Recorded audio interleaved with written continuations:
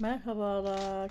Bugün size dışı çıtır çıtır, içi yumuşacık muska böreği tarifiyle geldim. Bütün püf noktalarını anlatacağım tarifime bir an önce başlayalım.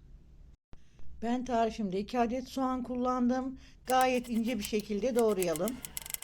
İri doğrarsanız böreğin içinde hoş durmayacaktır arkadaşlar. Tencereme 2 yemek kaşığı kadar zeytinyağı, 1 yemek kaşığı kadar da tereyağını aldım. Şimdi üzerine doğramış olduğum soğanları ekliyorum. Soğanlarımızı suyu çekilinceye kadar güzelce kavuralım.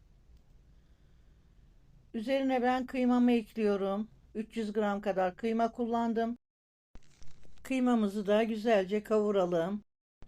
Kıymamız kavruldu. Şimdi ben bir tatlı kaşığı kadar tuzumu ekliyorum. Bir tatlı kaşığı kadar da karabiberimi ekleyip şöyle bir karıştıracağım ve ocağımın altını kapatacağım arkadaşlar. Sos için ben bir su bardağı kadar maden suyu kullandım. Bir çay bardağı kadar sıvı yağ, bir yemek kaşığı sirke, bir yumurtanın beyazı sarısını üzerinde kullanacağım. 3 yemek kaşığı kadar da nişastamı ekliyorum ve karıştırıyorum. Tamamen eritelim. Bir adet yufkayı tezgahıma açıyorum. Yufkalarım da bayağı büyükmüş arkadaşlar bu arada. Sonra ikiye katlıyorum yarıya kadar. Ve hazırladığım harcı açık olan bölüme döküyorum. Fırça yardımıyla sosumuzu her yerine sürelim.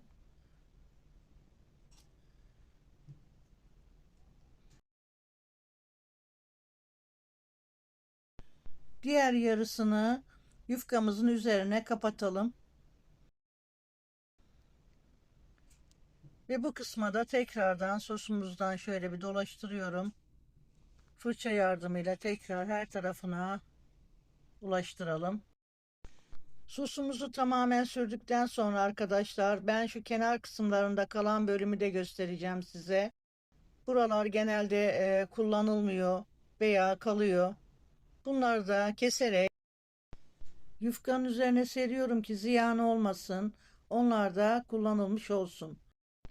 Yufkamızdan 3 parmak eninde şeritler kesiyoruz.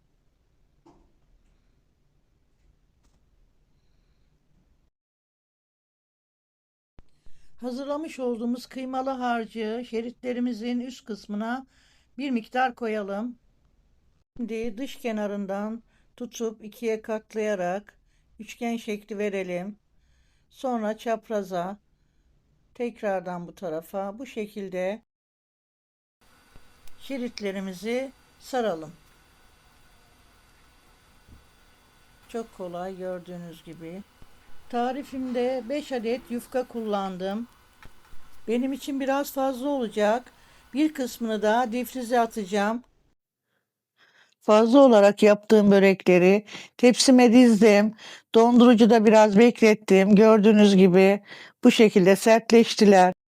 İhtiyaç halinde kullanmak üzere poşetleyeceğim. Daha sonra dolabıma kaldıracağım. Yeni sarmış gibi çok rahatlıkla kullanabilirsiniz. Ben böreklerimi yağlı kağıt serdiğim tepsime yerleştirdim. Şimdi üzerine yumurta sarılarını sürüyorum. Üzerine biraz susamla süsleyeceğim.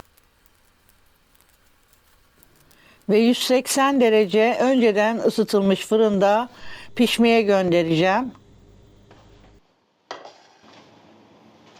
Böreğim fırından çıktı. Hemen bir tane kırıp size göstermek istiyorum. Şu sese bakar mısınız? Dışı inanılmaz çıtır, içi yumuşacık ve bol kıymalı oldu. Çay saatlerinize yakışacak hazır yufkayla inanılmaz pratik ve bir o kadar da lezzetli bir börek. Bu tarifimi mutlaka kaydedin ve deneyin arkadaşlar. Deneyenler yorumlarda yazarsa çok sevinirim. Şimdilik hoşça kalın.